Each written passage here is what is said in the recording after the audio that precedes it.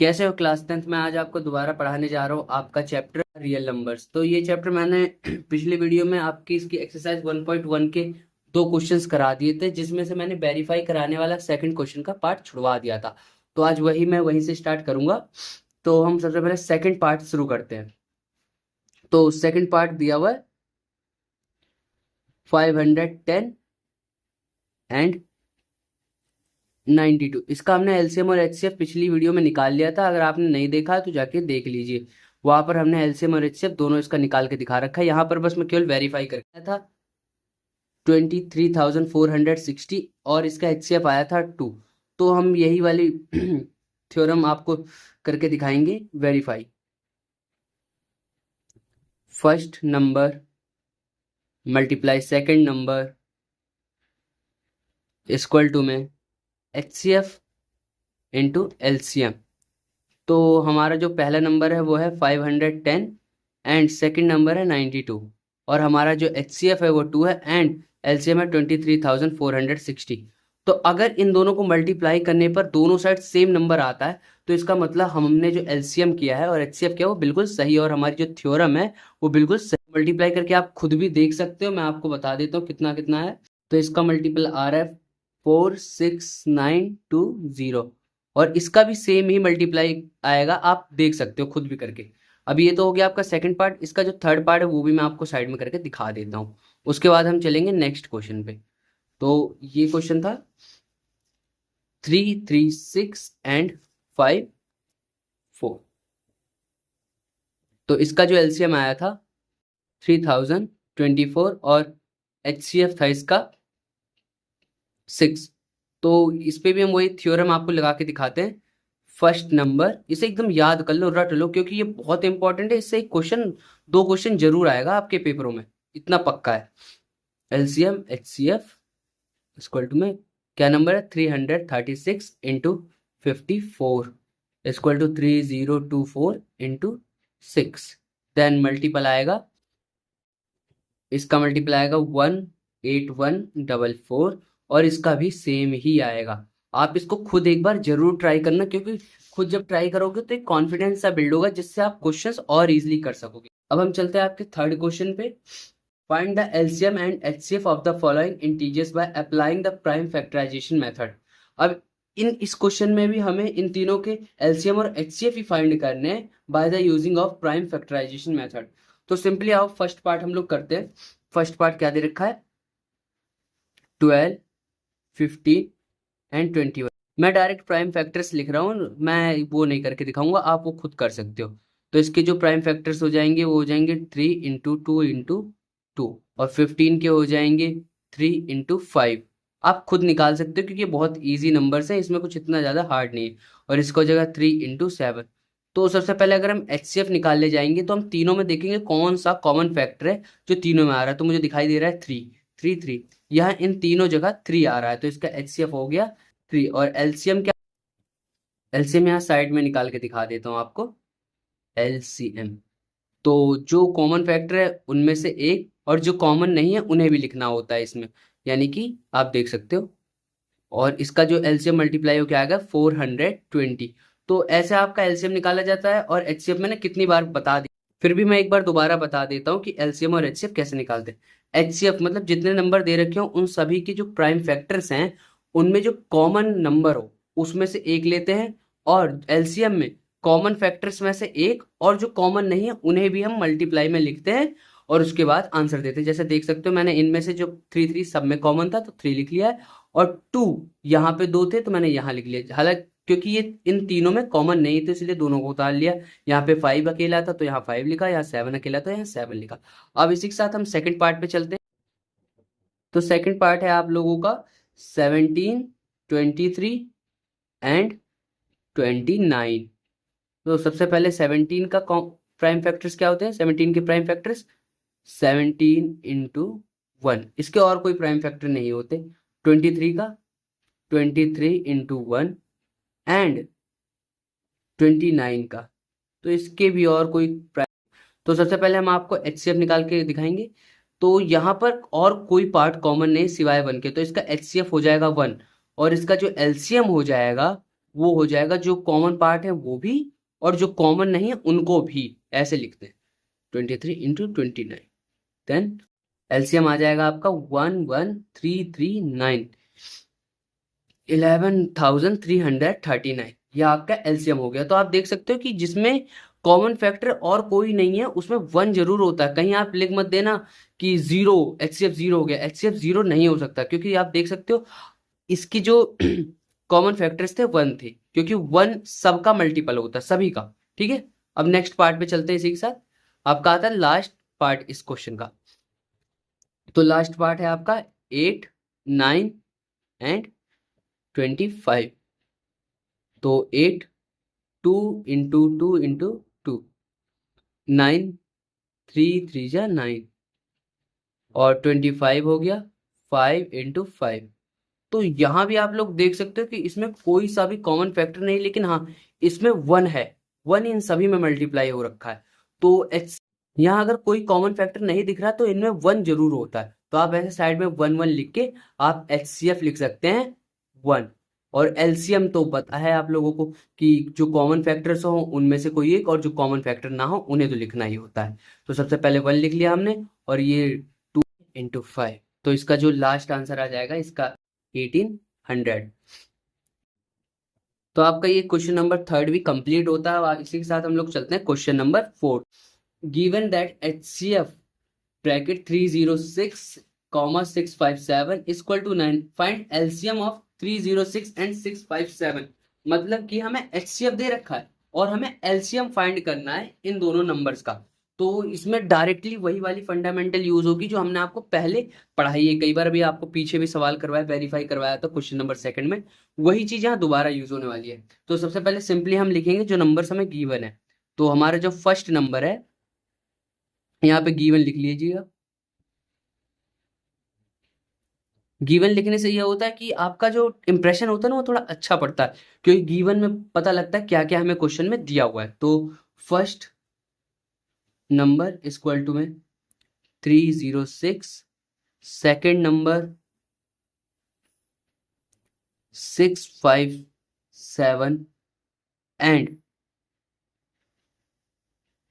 Also लिख लीजिए यहाँ पे HCF दिया हुआ है 9 एंड LCM हमें फाइंड करना है जो कि हमें नहीं पता। ठीक है, तो वही वाली यूज करेंगे हम, फंडामेंटल ऑफ अर्थमेटिक्स। यहाँ पे एक लाइन खींच के वी नो दैट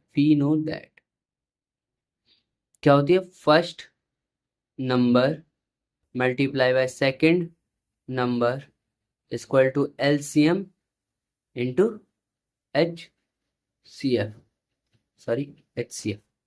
ठीक है, तो हमारा जो फर्स्ट नंबर है वो 306 इंटू 657 इक्वल टू, एलसीएम हमें पता नहीं है तो एलसीएम को हम x ले लेते हैं और इसे लिख लेते हैं HCF हमें पता है जो कि है 9।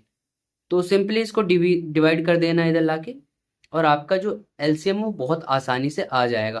तो 9 3 जा 27, 9 4 जा 36, 34 इंटू 657 इक्वल टू x, जो कि हमारा एलसीएम है।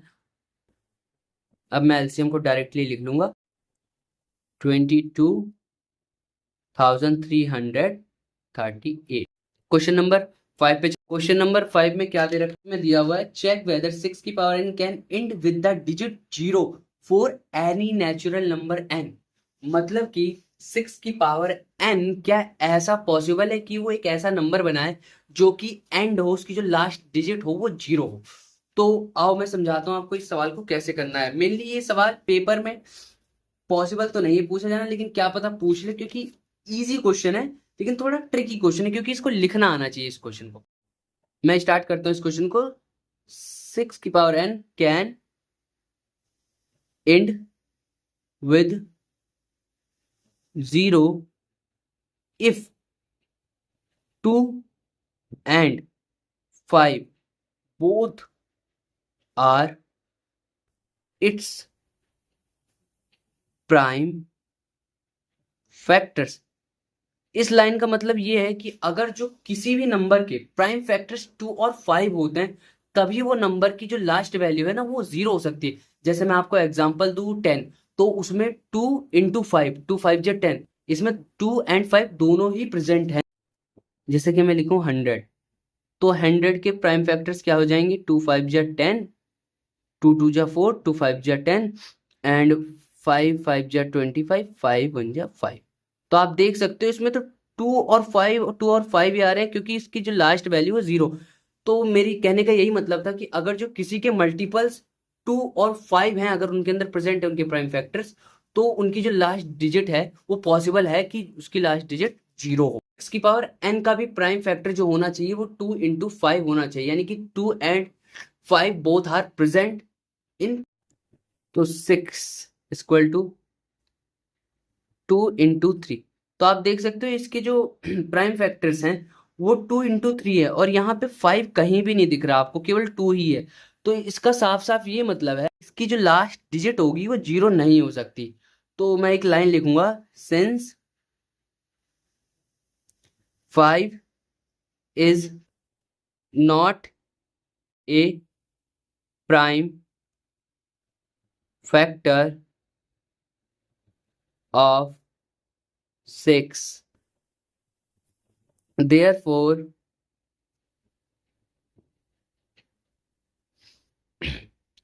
6 की power n can not and with 0। मेरे कहने का मतलब कि 5 इसके प्राइम फैक्टर्स में नहीं है 6 के, इसीलिए ये एंड नहीं होगा 0 का। मैं एक बार दोबारा आपको इस क्वेश्चन का रिकैप करा देता हूँ। इस क्वेश्चन में पूछा हुआ था कि लास्ट डिजिट होगी वो 0 से एंड हो सकती है, तो ऐसा तभी पॉसिबल होगा जब 6 के जो प्राइम फैक्टर्स हो वो 2 × 5 यानी 2 और 5 दोनों के दोनों प्रेजेंट हो। अगर ऐसा नहीं है तो ऐसा नहीं हो सकता कि वो लास्ट का जो डिजिट हो वो 0 हो। तो इसी के साथ हम आपके नेक्स्ट क्वेश्चन पे चलते हैं, जो आपका 6th क्वेश्चन है। बोला हुआ है explain why 7 × 11 × 13 + 13 and 7 × 6 × 5 × 4 × 3 × 2 × 1 + 5 are composite number.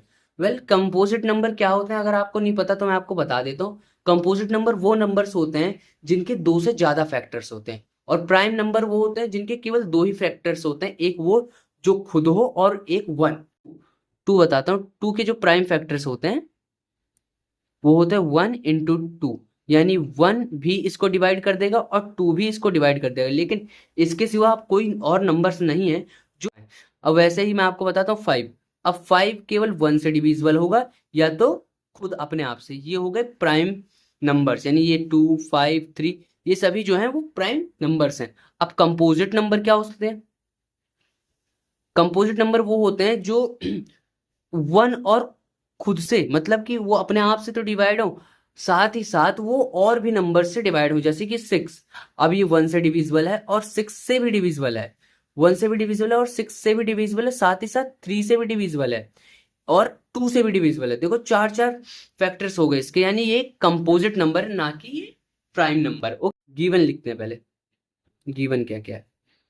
तो लेट x = में 7 × 11 × 13 + 13 and y = 7 × 6 × 5 × 4 × 3 × +1 + 5।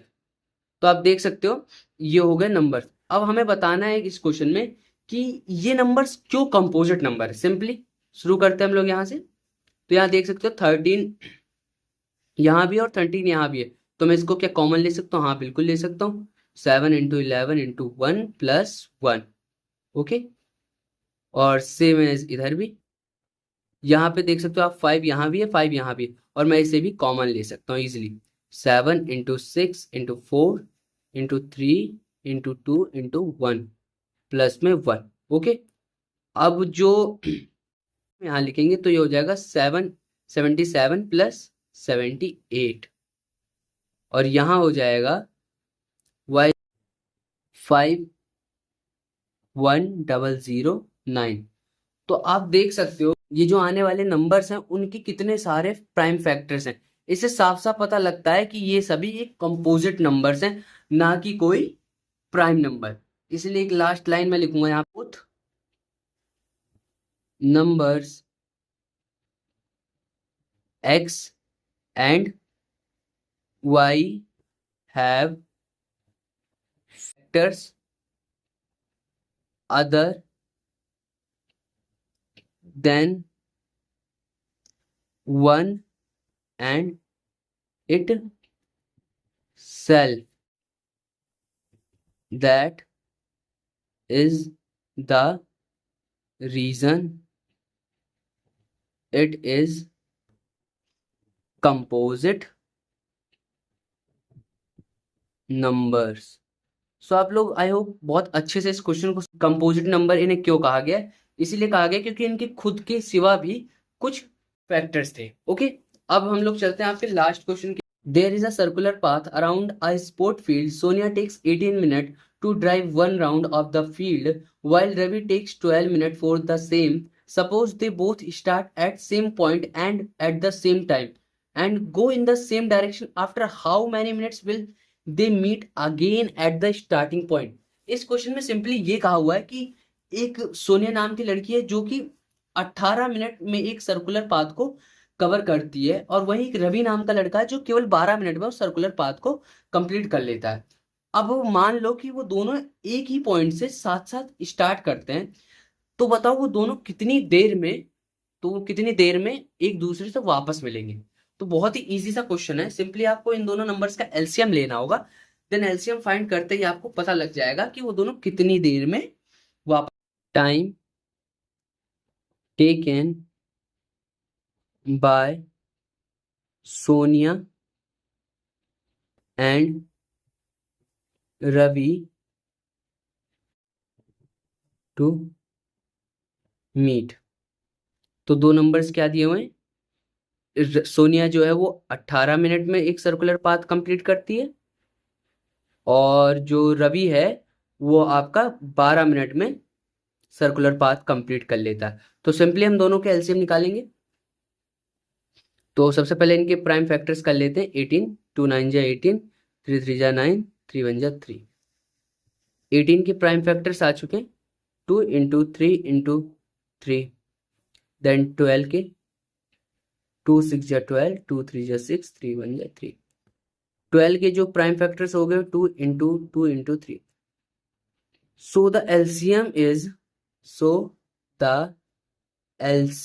इज, आप सबसे पहले कॉमन वालों को लिख लो, 2, ये दोनों कॉमन है और यहाँ 2 और 2 कॉमन, तो यहाँ से ये लिख लिया, और इन जो कॉमन नहीं है उन्हें भी लिख लो।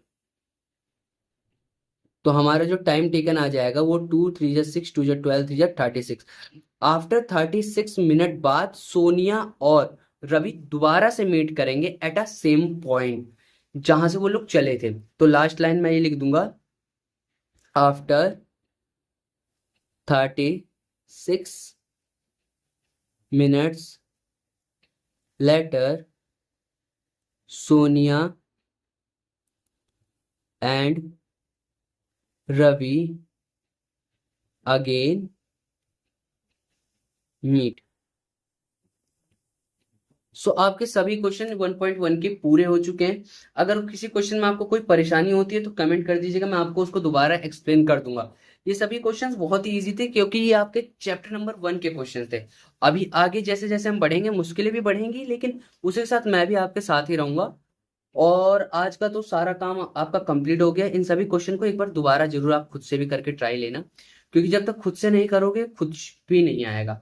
सो इसी के साथ मैं आपको नेक्स्ट वीडियो में मिलता हूँ। थैंक यू, आपकी एक नई एक्सरसाइज के साथ। धन्यवाद। जय हिंद।